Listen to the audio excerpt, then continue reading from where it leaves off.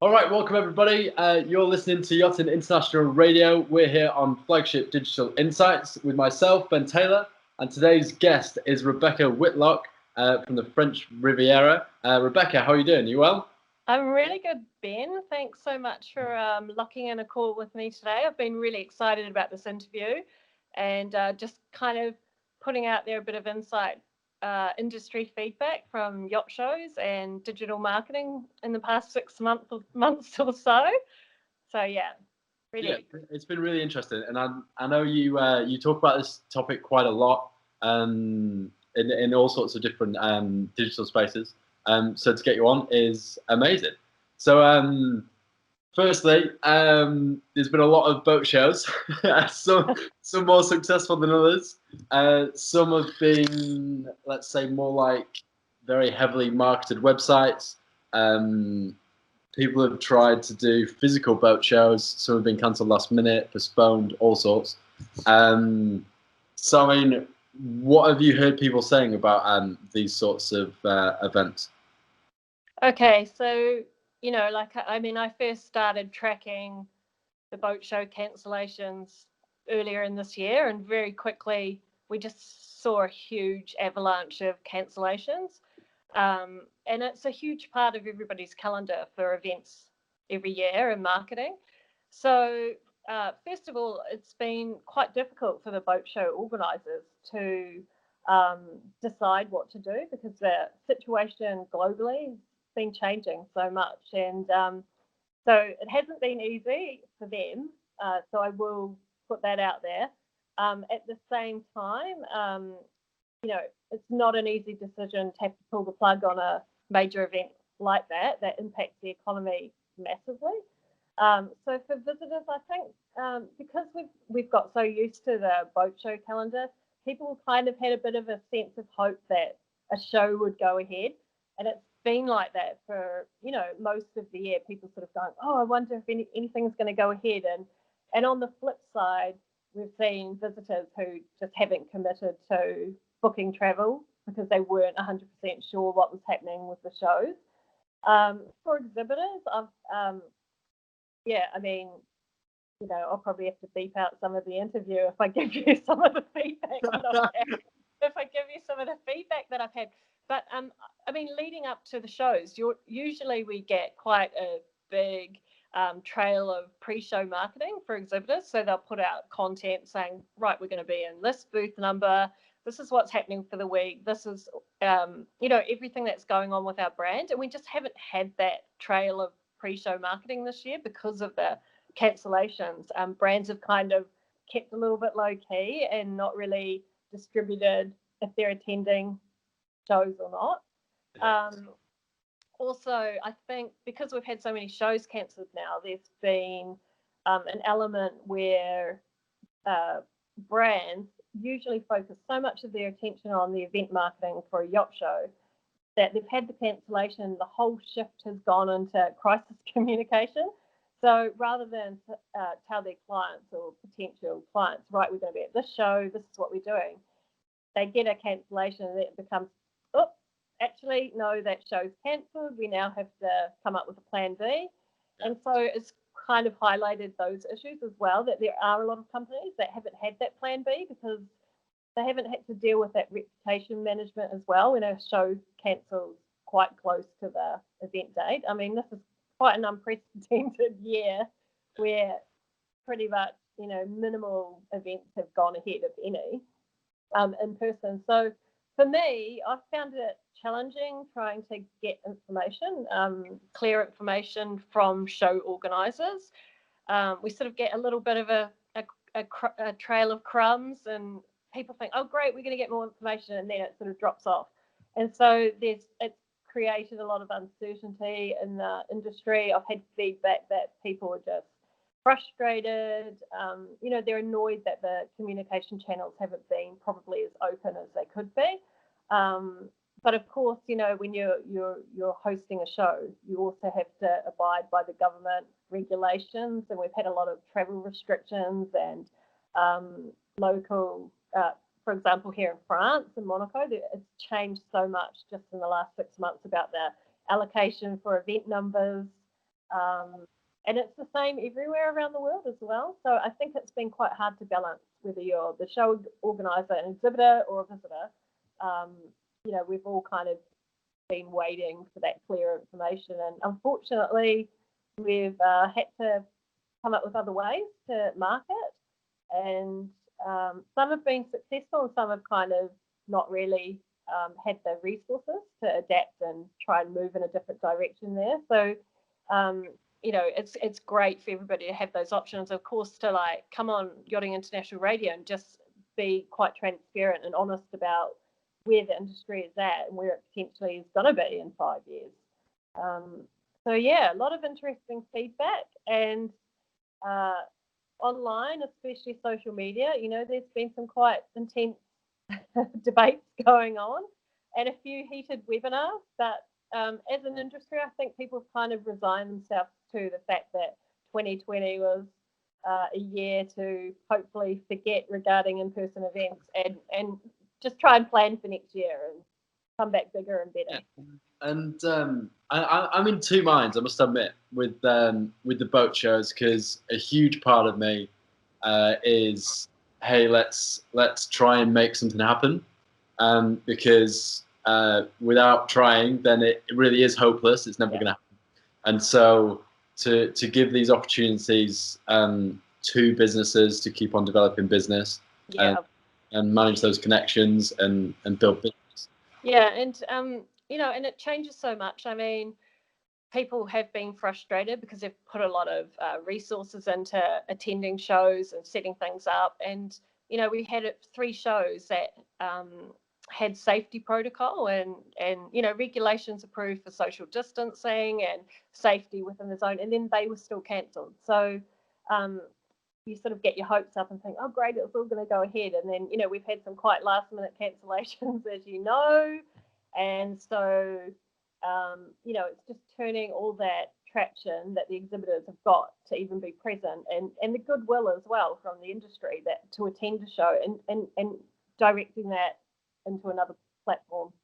Yeah, and then so the other half of me says, well, actually, maybe this isn't so much a focus on how positive it could be. It's actually recognizing how negative it could be, and as a brand, and to have those values that align with your customers, safety and health and well-being is going to be well up the list. And if you're starting to damage that or encourage, I suppose they are dangerous activities, even though it's just what has been a normal social gathering and just looking around some nice boats, that's now dangerous. And so managing what is reflected on your brand, how responsible you are, and all those sorts of elements are really very difficult to consider and incorporate in your strategy. But I mean, so to continue progressing, what can companies do? So obviously digital communications are way up, digital marketing, just a whole movement towards virtual. I'll quite openly say I think most people are webinared out, and I would agree. Interaction with things like that. Actually, the consumer is still sitting there and watching things through a computer. They do a lot of that. And to get to the next level of engagement and certainly to start creating business is quite difficult. But I mean, how are people continuing to meet and develop business? Well, there is still a lot of online activity happening. People are doing minor networking. There's been sort of satellite groups open up where people have sort of had forums that they can connect with people. You've had Zoom calls. But, I like the old school way. Just get on the phone and call somebody and ask them how they are. Email and phone works perfectly fine. And, it did get to the stage, like you said, where we were all sort of suffering a bit of webinar fatigue. And literally every second day I was getting 10 invitations to a Zoom webinar. I just thought, I actually don't want to go on Zoom anymore, apart from talking to you then. But, people were starting to get a little bit tired of it. It was overwhelming, and just trying to slot that in your schedule. And of course, tuning in for a webinar that's 3 hours long, it's intensive. Like it's a lot of energy emotionally to sit there and take it all in, and physically you just feel knackered after it at the end. So for me, what I'll say is that digital communication, I mean, that's just a small part of the marketing puzzle. And people, have got to think long term as well. I mean, there's been a lot of cases this year where they haven't had I've noticed people haven't had a strategy, and they've found it really hard to adapt. And that's small business, right up to bigger businesses as well. Quite, established businesses have also been affected. So for me, I mean, we had all the webinars come out and the digital yacht shows, and so they had the floor plans for the exhibitors, and the 360 yacht tours, and we had online seminars and everything. But for me, I felt we could already get that information online already. A year ago I could find a walkthrough tour of a yacht. A year ago I could find a portfolio of a fleet that perhaps I wanted to charter. So this information was already online before COVID even started to roll. So for me, I feel like we should just stop calling it virtual boat shows, because as you mentioned, it's just links to web pages with information, and the two-way interaction with the client and the host, being the digital boat show organizer. I feel like we've not quite captured that engagement both directions. So it almost seems like a one-way sales brochure page. I do appreciate that the organisers of the show, they rolled it out super fast. They wanted to be seen to be getting product out there, something to help the industry and just kind of like inspire brands to keep going, because we just got shut down so quickly. And it was right, your offices are closed, half your offices are now working from home. You've got your brick and mortar stores that have closed as well. The yacht shows have dropped. So brands did have to move fast and try and roll something out. And for the few weeks that it took for people to get these digital boat shows up and running, that was just such a great concept to do that. And on the flip side, though, because I always like to keep abreast with marketing strategies in other industries as well, I also felt like as an industry, the super yacht sector kind of ignored other industries that have been doing these virtual events really successfully for years and years and years. And so we could have taken those, brilliant elements and created something awesome. And I just kind of felt like I was watching another website every time, I got a press release about an online boat show. And saying that, if you're going to market, digital communication, it's a skill and it needs a strategy. So whether you're on Facebook Messenger or you're on LinkedIn, or you're following up marketing from a boat show, you still need to engage with your clients. And if you don't know how to turn your lead into a paying customer, then your messages will just get lost. So for me, I love LinkedIn, so that's been quite a good platform for sharing content as well. And I'm going to quote Art Hill because he mentioned something the other day. So Art Hill, if you're watching this from Road Marine, now he said it's the message creates the value and not the medium. And I agree with that, because I've seen some amazing marketing from small businesses over the last 6 months who have really, just taken stuff away from the big guys, because they've just come up with an amazing storytelling way. And so, we're going to have Facebook, we're going to have things like TikTok out there, we're going to have Instagram, we're going to have, campaigns for advertising, radio advertising, etc. And it's just brands need to refine where their customers are and how to reach them. Yeah, and engaging. I could talk days about this, but we don't have the time. Yeah. Right. Okay. Let's have. So let's speculate. So you touched on other industries. One that definitely comes to mind is the gaming industry. Yes. Because they've done huge events, literally with millions of people tuning in from all corners of the world, and had this nailed really for years already. And so it's only become more and more powerful. We saw the Super Yacht Times 3D. It's in game-changing virtual platform, all this kind of thing. And that is using a a type of gaming technology so that you are actually interacting things like yachts on the tours and things like that.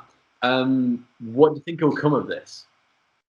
Okay, so I think because obviously the end result is to increase awareness of brands and get people to buy yachts and raise the profile of brands involved in yachting.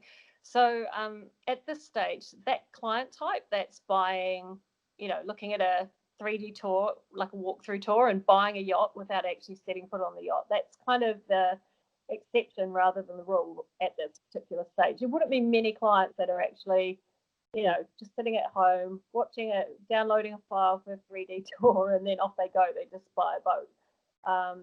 So that would be, a fantastic case study, and there are clients that are out there, but the majority of them aren't quite at that stage where the technology is convincing them enough to make that big ticket purchase for a large yacht. Again, it's the information, the supply of information with the platform. So it doesn't matter if it's an online, gaming-based platform, etc. But yachting actually has a tendency to say that everything's exclusive and it's new and things like that. So especially when we're dealing with technology and 3D applications and gaming, we've still got to make sure it's interactive and that user experience is leading to that end result of, right, is someone going to make a call about, we want more information for this boat, or is it just going to become kind of a bit of a novelty in the industry where, I've not yet tested or seen much of the Super Yacht Times 3D platform, but I'm keen to have a go and check it out. Always keen to have a go. So, there's other, like I mentioned, there's other industries like healthcare and education and travel, and they're using these virtual platforms already and really successfully. So I think yachting, it's not quite at the same level yet where there's that capacity to sell volume of yachts using that 3D capability, but I don't think we're too far away. I think it's coming. Yeah, and I think the key is that the technology is there. It's more the industry embracing that and actually leveraging it in an appropriate way. So Of course. It's not like we need to make some huge technological discovery and put a few man years into making this happen. It is actually just being very smart, seeing what's out there, and applying it to yachting. It's already possible. Yeah, of course. And yachting can be quite traditional as well. So you will often see something get launched and then very quickly there's a lot of similar products that you see roll out. Because, it was the same with the webinars. We've always had webinar technology and we've always had access to webinars. It was literally the first webinar got rolled out and then it went bang, bang, bang, bang. And every second company was hosting a webinar. And it will start to progress like that. Once you get more of this type of technology in yachting, then it will just start to tick over and get refined. Yeah, and one of the quotes from the article about Super Yacht 3D was this. So the yachting brands that future owners admire for a long time will have priority over the brands they don't know. And super yacht owners in their 20s and 30s, the future is closer than they think. Do you really think these owners will use traditional marketing tools to find their yachts? That kind of alludes to, actually, it's not the current consumers that these yachting brands are actually marketing to, because it's such a long process that actually it's the next generation that they need to indoctrinate and really connect with. And they are the more tech savvy. They are the less traditional meet in person, print marketing sort of space, and more into this digital instant convenience, and I suppose less social. It sounds awful, but Age is just the number, Ben. but if these are the consumers that these brands are after, surely their marketing needs to align with that to really be powerful in the future. Yeah, I mean, I think yes and no, because you will always have yacht owners, and they'll identify with those heritage brands and their reputation, and you're never going to get rid of that human factor in yachting. You know, you still need skilled people who can sell products and services, who want that human element in the transaction. But on the flip side, you're going to have, like you said, this new generation of owners, and they're looking for trends, they're looking for innovation, particularly around tech and automation. You know, everybody knows how to use all the gadgets these days, and we'll get left behind if we don't adapt. And you know, I mean, who would have thought 5 years ago we would have so many click-to-book apps for charter, and you know, virtual reality applications in the marine industry? So it's moving fast in quite a traditional marketplace. And I think, you know, going forward in the future, we're going to see more of that automated marketing. We're going to see more 3D applications. You're going to see a lot more virtual reality, augmented reality. You're going to have voice search coming out. I mean, there's going to be things that companies today really need to start looking at for, you know, long-term strategy for their marketing, because they will get shut out, and the brands that don't adapt will just disappear. Yeah, absolutely. And I really want to see I suppose it's a worldwide boat show. So rather than being the Fort Lauderdale or the Monaco, just being an enormous virtual event. Because I think the element of scale is exciting with digital, because there's no cap on it, and the entry is lower. But that's certainly what. It's cross-border as well, so you know, you don't have those geographical limitations where people have to travel to get to your show. You know, they can log on 24 hours a day, 7 days a week, and just clock in. And it's quite a challenge for marketing, because you don't have that linear pathway you might perhaps have with a yacht show, where they've got the entrance, they come in, and then you can kind of give them a map and say, right, all the, you know, the boats that are this size are over there, and you've got the tent for all the tenders and toys and the technology. So it's we've now got cases with people going onto these virtual boat shows, and they could potentially log on and go straight to you know, the luxury lounge, and then they log out for 3 days, and then they'll come back again. So you've got cases where, rather than go into a show and you spend the whole day there as a visitor, and then you leave again and you come back, people are dipping in and out, and that's going to be quite a hard thing to track for data. And for I think for demographics, that's such a valuable thing to be able to track all that data. So, you know, whoever comes out with that, we can just track every person that's dropping into your online boat show. You know, we're selling yachts everywhere. Exactly. So, I mean, for me, you know, at the yacht shows, you might go to a conference or something, and you'd register and give your email and maybe your job description, but I've not had to give any of that information this year. I've literally just signed up, given my email. So when you're at a seminar, you know, you get some sort of data back from it, because you can tell, okay, there were, you know, 10% were captains, 30% were media, 5% were brokers, and we haven't had any of that data. It's just kind of been lost. And I think going forward, we need all that. We need all that valuable stuff, you know, the demographics, what device they're on, their age bracket and stuff, and it will start to refine.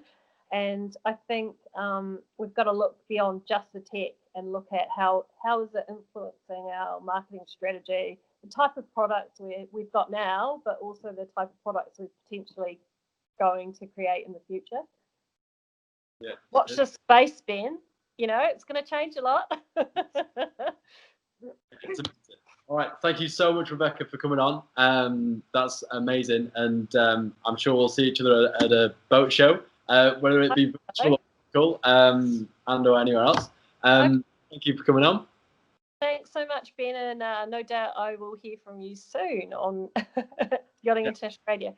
Thank you. Bye. Okay, ladies and gentlemen, you've been listening to Flagship Digital Insights with myself, Ben Taylor, and our guest this week has been Rebecca Whitlocke. Thank you all, and see you again soon. Bye for now.